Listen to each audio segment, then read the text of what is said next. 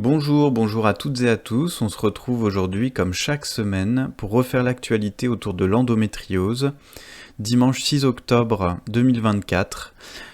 Mercredi dernier, j'ai fait une vidéo sur l'ALD. Je ne comprends pas pourquoi cette pathologie grave qui coûte cher aux patientes n'est pas reconnue comme une ALD dans la liste des maladies avec le diabète par exemple.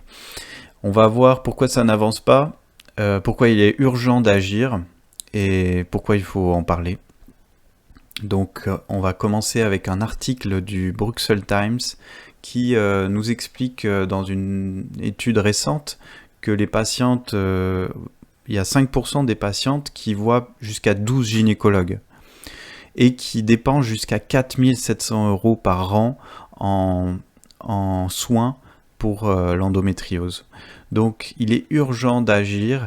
Il y a un tiers des patientes qui utilisent des opioïdes. Donc les opioïdes, on a entendu parler aux États-Unis avec le scandale. Donc vous avez la codéine, vous avez le tramadol. Voilà, il y a un tiers des patientes atteintes d'endométriose en Belgique qui utilisent les opioïdes. Je pense qu'en France, on est à peu près sur les mêmes taux. Et c'est grave en fait, parce que vous avez un risque d'addiction, vous avez en fait une faille, une défaite, si vous voulez, du système de santé qui va jusqu'à prescrire des médicaments ultra forts, des antidouleurs ultra forts, parce qu'il n'y a pas d'autre solution. Et c'est pas normal. Donc, il y a un article en fait de The Lancet, c'est un journal hyper connu, c'est un des journaux les plus célèbres dans la santé, dans la science en général, qui dit à peu près la même chose, qu'il y a un énorme retard sur la santé féminine en général, et que toutes les études, ils ont fait une petite revue, ils m'ont un peu copié, ils ont fait une revue de toutes les études qui existaient, et ils ont donc mis en cause que les patientes consultent énormément de médecins avant d'être diagnostiquées, le délai de diagnostic est long, il y a une discrimination aussi pour avoir un diagnostic, c'est-à-dire que les patientes les plus précaires n'ont pas de diagnostic. Il y a un diagnostic qui est sous-estimé, c'est-à-dire que c'est certainement plus de 10% des femmes qui sont atteintes d'endométriose. Il y a de l'absentéisme chez les femmes qui ont de l'endométriose, et la recherche dans la santé féminine est sous-investie. Il y a des plans d'investissement nationaux. La France, on sait, a investi de l'argent, des millions d'euros. Et en fait, ils sont en train de dire dans cet article qu'il n'y a aucun contrôle de ce qui est fait avec cet argent. Et en fait, on n'a aucun retour, aucun résultat quantitatif des millions d'euros qui sont investis. Alors, il y a quand même des laboratoires. Et là, ce qui est intéressant, c'est que c'est un traitement pour le cancer de l'ovaire. On a vu que l'endométriose augmentait le risque de cancer de l'ovaire. Et il y a un laboratoire qui est en train d'utiliser le traitement contre le cancer de l'ovaire pour traiter l'endométriose. Et donc on attend les études qui vont être faites, mais c'est très intéressant parce que ça joue en fait le traitement sur l'immunité. Et ça va stimuler en fait l'immunité localement avec des ARN messagers. Et donc ce traitement, on espère, va peut-être agir sur l'endométriose, parce qu'on sait que l'endométriose c'est une anomalie immunologique localisée et qu'il faut agir, mais pour ça il faut des traitements très performants, il ne faut pas juste des antidouleurs. Ensuite, une bonne nouvelle, le Pays Basque va adopter certainement, c'est pas fait encore, mais le congé menstruel, encore une collectivité, encore après les universités, après certaines entreprises, Voilà, encore une collectivité et il faut continuer à se battre pour avoir le congé menstruel. Peut-être dans votre entreprise, vous pouvez essayer de vous battre pour faire valoir ce droit. Et aussi bah, voter pour des, des politiques qui veulent faire valoir ce droit. Voilà, je vais pas faire de politique, mais bon, regardez qui a voté contre le congé menstruel. Ça a été refusé cette année. Ensuite, voilà, ça résume à peu près tout. Mon docteur me disait que tout était normal et pourtant j'ai eu 11 chirurgies. Cette patiente, donc en fait, elle a été diagnostiquée à 20 ans, donc c'est assez jeune pour être diagnostiquée, mais elle avait des douleurs, des règles très douloureuses à partir de l'âge de 10 ans, donc finalement elle a mis 10 ans à être diagnostiquée. Et je pense que l'avenir en fait, c'est que ces patientes-là qui sont diagnostiquées maintenant plus jeunes qu'avant, bon, avant les patientes n'étaient pas du tout diagnostiquées, l'endométriose n'existait pas.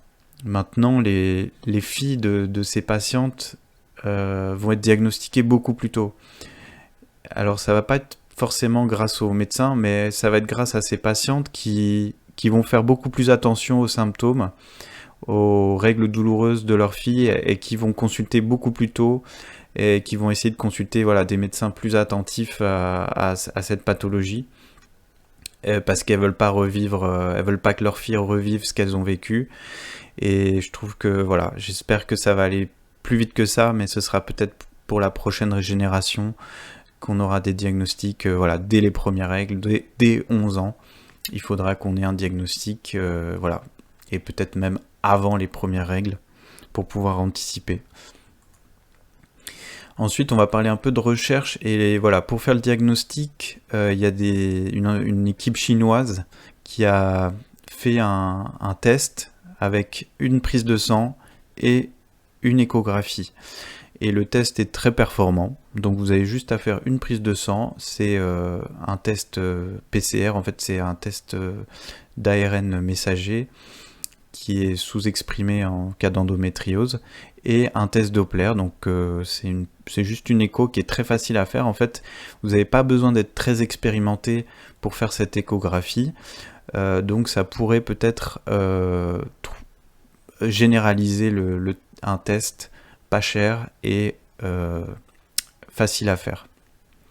Mais bon, il faut quand même faire une échographie endovaginale, donc ce ne sera pas pour les patientes vierges. Donc voilà, mais c'est une bonne initiative de la part de cette équipe chinoise.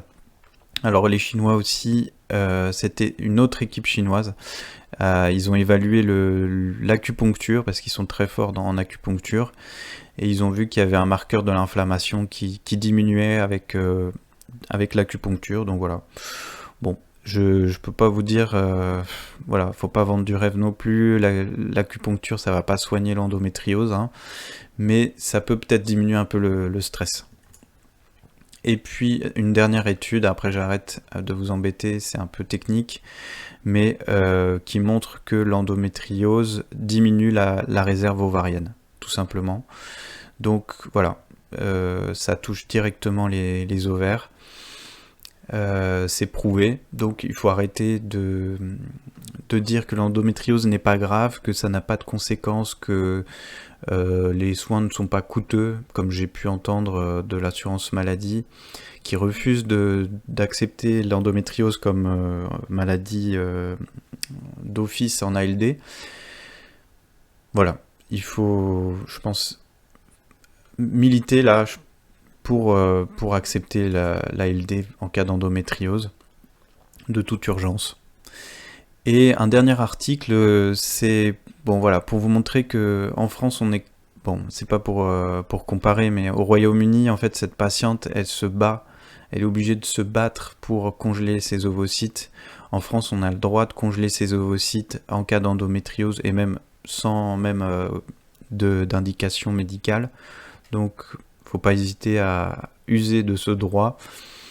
même si les délais, alors voilà, après en France, le droit, il y a le droit et puis il y a l'application, et en France, voilà, les délais pour avoir une congélation, c'est 1 an, voire 2 ans.